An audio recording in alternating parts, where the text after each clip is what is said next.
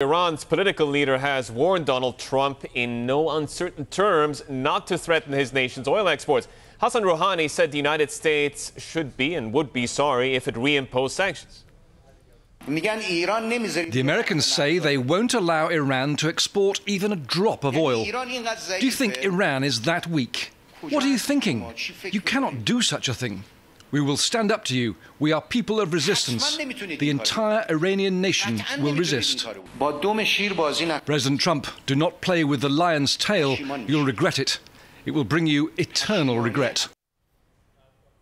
We've seen strongly worded messages from the Iranian president in the past, but this time around he got a response from President Donald Trump. He said on Twitter, "Never ever threaten the United States again, or you will suffer consequences, the likes of which few throughout history have ever suffered before.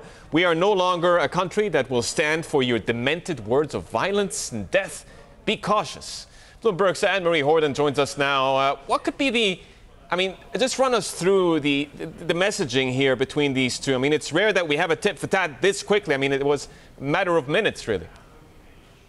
Yes, that's right. We also heard from Mike Pompeo over the weekend, also urging European Union allies to ramp up the pressure in this campaign against Iran. The interesting thing is we're coming close to the beginning of August, which, of course, is the 90-day period before the sanctions really hit in November. And that could be why we're seeing this war of words, tit for tat, really is heated right now. Rouhani also saying in that speech on Sunday in Tehran, saying, Mr. President, be careful with what you're doing with the Islamic Republic, because we have always guaranteed the water-safe passage of waterways. And really what he's doing here is alluding to the Strait of Hormuz. We heard also earlier this month from the Revolutionary Guard talking about the fact that they could cut off supplies through the Strait of Hormuz. And that is where, Yusuf, there could be an impact on oil. 30% of seaborne crude goes through that strait, and that's where we could see some pressure. But right now, it's likely just a war of words at the moment. Right. And how much oil are we actually talking about off the market there, Annmarie? So let's take a look at the chart. I think this kind of helps on where sanctions were reimposed last time.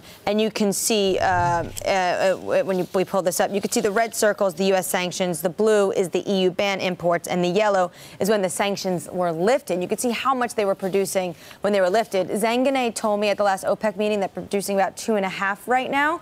Analysts were thinking it was going to be 400 to 600,000, but the U.S. is really saying that they want zero waivers, no broad-based waivers on any of their customers. They're putting pressure on Japan. They're putting pressure on India. Obviously, we think the flows to the European Union will be much less, so it's likely to be more than 500,000 barrels coming off the market.